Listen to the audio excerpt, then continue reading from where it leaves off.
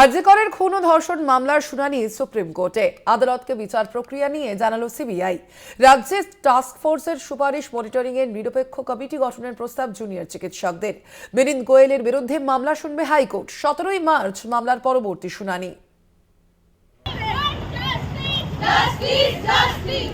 আরজিকর মামলার 120 দিন পার, বিচারের অপেক্ষায় দিন গুনছে অভয়ার পরিবার তথা দেশ। প্রায় এক মাস পর মঙ্গলবার ফের আরজিকর মামলার শুনানি হয় সুপ্রিম কোর্টে। প্রধান বিচারপতি সঞ্জীব খান্না এবং বিচারপতি সঞ্জয় কুমারের বেঞ্চে শুনানি হয়।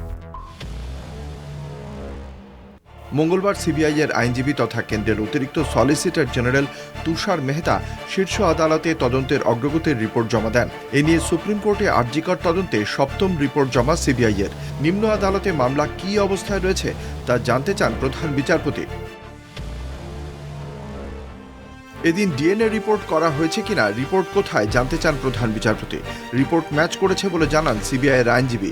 শুনানিতে আরজিকর আর্থিক দুর্নীতি মামলায় চার্জশিট দেওয়া হয়েছে কিনা তা জানতে চান প্রধান বিচারপতি।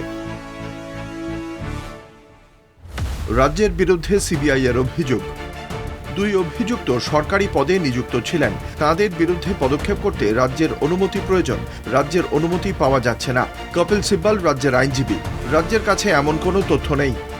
রাজ্যকে প্রয়োজনীয় পদক্ষেপের নির্দেশ দেয় শীর্ষ আদালত। জুনিয়র ডাক্তারদের আইনজীবী ইন্দিরা জয়সিং জানান, নিরপেক্ষ নজরদার কমিটি চান জুনিয়র ডাক্তাররা। ডাক্তারদের টাস্কফোর্সের কাছে যাওয়ার পরামর্শ আদালতের। প্রধান বিচারপতি বলেন, প্রধান বিচারপতির পর্যবেক্ষণ, ডাক্তারদের অভিযোগ শুনবে টাস্কফোর্স। একটি ইমেল আইডি চালু করবে ন্যাশনাল টাস্কফোর্স। সেখানে দাবি বা অভিযোগ জানাতে পারবেন চিকিৎসকরা। সব খতিয়ে দেখে 12 সপ্তাহ পরে রিপোর্ট দেবে টাস্কফোর্স। সুপ্রিম কোর্ট অযথা সময় নষ্ট করছে। এই মামলা সুপ্রিম কোর্টের শুনানির কোনো বিষয় নেই। আসল যে ট্রায়াল, সে ট্রায়াল কলকাতার শিয়ালদা কোর্টে হচ্ছে, সেখানেই হবে।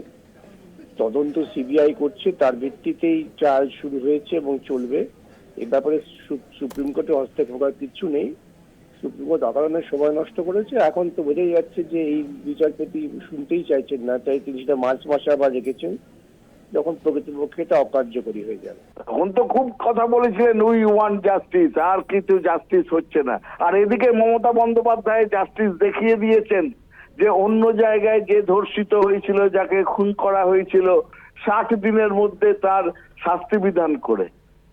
এটাই হচ্ছে তফাৎ, যে একটা মেকি আন্দোলনকারী যারা রাজনীতি করতে গেছে একটা মৃত্যুকে কেন্দ্র করে, তাদের আজকে উত্তর দেওয়ার পালা।